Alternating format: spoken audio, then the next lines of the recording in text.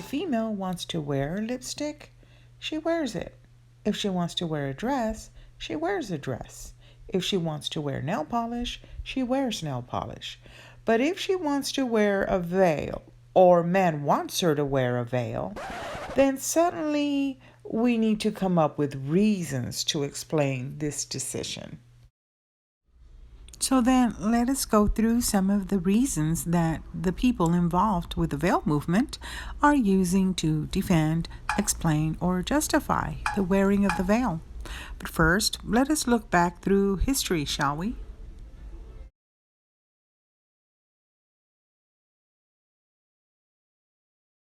As it turns out, there was a period in which both men and women used head covering.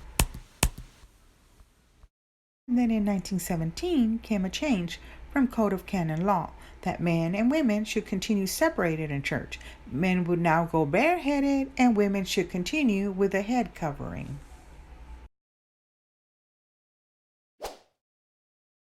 In 1970, the Congregation for the Doctrine of Faith basically stated that veils were not a matter of faith, so they were no longer mandatory.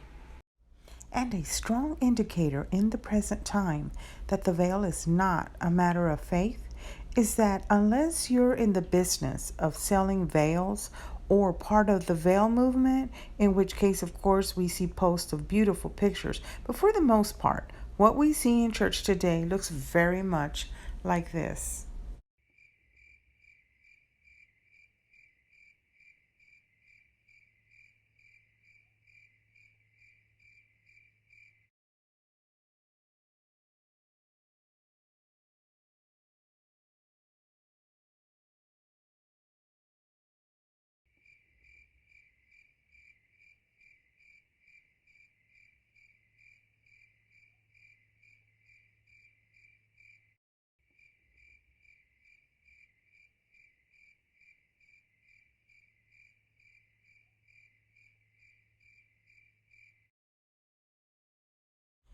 And we are funny people in that we have embraced the change from riding a donkey as a mode of transportation to driving a vehicle, which, as we know, is much more dangerous, especially when a drunk driver is behind the wheel. And we have embraced the new smartphone technology, even when it has made access to porn much easier. But we reject the change in head coverings as if the salvation of our souls depended on it. So then, let us look through the go-to reasons from the veil movement. They tell us that all sacred things are veiled. Just from knowing that, what would you say that the veil is there for? To separate the worldly from the divine, and what do we call that? To mark that which is sacred. To separate the profane from the holy. And so anytime you see the veil, you're supposed to think there's something there that is sacred. That's fundamental to the theology of the veil. And then why is this sacred? We want to emulate Our Lady, but we dress nothing like her. And more importantly, do we aspire to be holy as Mary is holy? Or have we stopped at the prettiness of the veil? A look at the 5 o'clock news says we haven't been emulating Mary. We haven't been raising good men. Another reason for wearing the veil? It's biblical. But here's another verse that's also in the Bible. 1 Timothy 4:11-12. Command and teach these things. Let no one have contempt for your youth, but set an example for those who believe in speech, conduct, love, faith, and purity.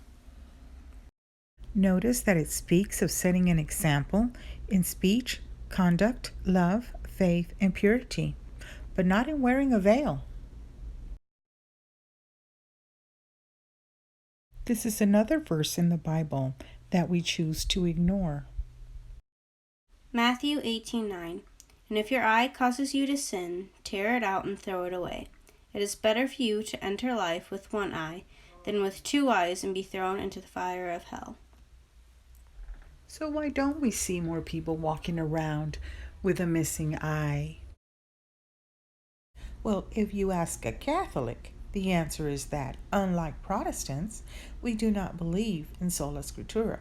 We do not take the Bible literally. So why then are we taking St. Paul literally? But let us go ahead and take a look at what St. Paul says in 1 Corinthians 11 about men. Let us see how we can tangle ourselves up in this. He says, any man who prays or prophesies with his head covered brings shame upon his head.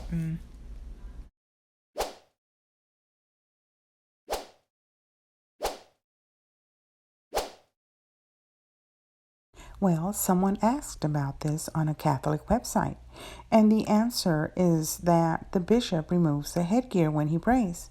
But he added something interesting, that when Paul wrote this, there were no church buildings per se, just meetings in homes. So we went from meetings in homes to churches like this, and apparently with no complaints. And then there are these men who have completely ignored what St. Paul says altogether.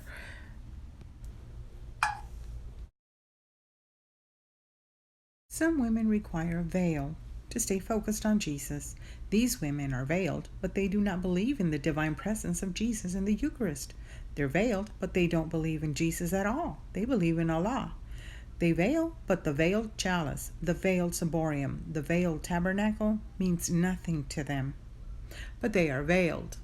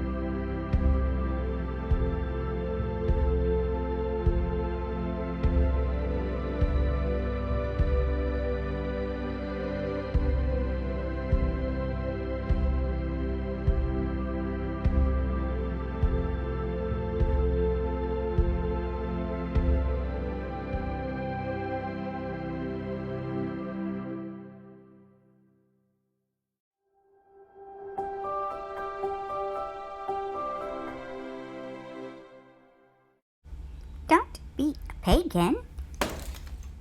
Be a saint.